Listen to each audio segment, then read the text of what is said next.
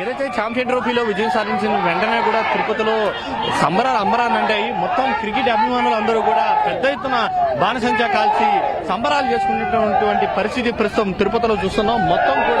మొత్తం యువత మొత్తం కూడా బయటకు వచ్చి తమ ఆనందాన్ని వ్యక్తం చేస్తుంది. ఓవైపు ఛాంపియన్ ట్రోఫీ విజయంతో పాటు మరోవైపు అదే టైంలో ఐసీసీ ర్యాంకింగ్ లో కూడా ఇండియా నెంబర్ 1 మరొకసారి సొంతం చేసుకోవడం కూడా జరిగింది. దాదాపు 25 ఏళ్ల తర్వాత ఉన్నటువంటి కసిని కూడా ఈ రోజున పూర్తిగా తీర్చుకున్నటువంటి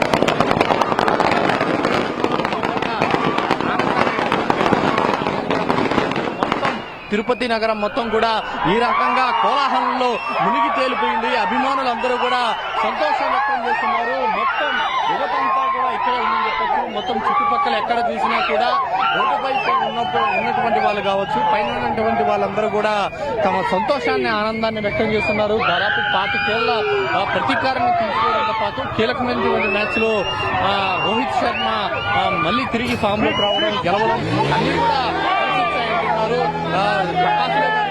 కూడా పంచుకుంటూ కూడా ఆనందాన్ని వ్యక్తపరుచుకుంటున్నారు. మనం మాట్లాడదాం. ఏంటి ఎలా చూస్తారు అంటే ఒకేసారి ఒక దెబ్బకు 2 పెట్టెలు అన్నట్టు ఒకేసారి ఐసీసీ ఛాంపియన్ ఐసీసీ ర్యాంకింగ్స్ లో కూడా నెంబర్ 1 గా రావడం కూడా ఇది అద్భుతమైన విజయం. మేము ఇంకా 4 ఓవర్లు ముందు అయిపోతాం అనుకున్నాము. చిన్న పొరపాట్ల వల్ల 1 ఓవర్ మార్నింగ్ మీ సమక్షంలోనే చెప్పాం. వాళ్ళు ఫస్ట్ బ్యాటింగ్ చేస్తే 250 అంతా కట్టడి చేయగలుగుతాము మనము. దాన్ని మనం సునాయాసంగా 4 ఓవర్లు మిగిలిపెట్టి కొడతామన్నాం. ఖచ్చితంగా మనం గెలుపు సాధించాం. కాకపోతే రోహిత్ శర్మ 78 అవుట్ అవడం చాలా బాధాకర విషయం. రోహిత్ శర్మ అవుట్ అయితే అవుట్ కాకుండా ఉంటే 100 మా ఆశ నెరవేరుంటుంది. ఖచ్చితంగా విజయం సాధించుంటాం.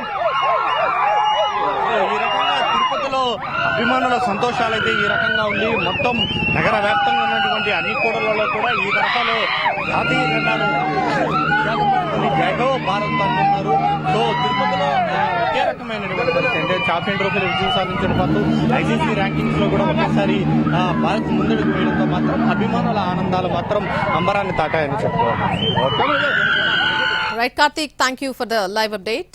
12 ఏళ్ల తర్వాత ఛాంపియన్స్ ట్రోఫీ విజేతగా నిలవడంతో ఫ్యాన్స్ ఆనందానికి అవధులు లేకుండా పోయింది. ఛాంపియన్స్ ట్రోఫీలో టీమిండియా ఫైనల్స్ లో సత్తా చాటింది. ముచ్చటగా 3వ సారి ఆ ట్రోఫీని ముద్దాడింది. ఛాంపియన్స్ జట్టు ఎలా ఉంటుందో మరోసారి చూపించింది.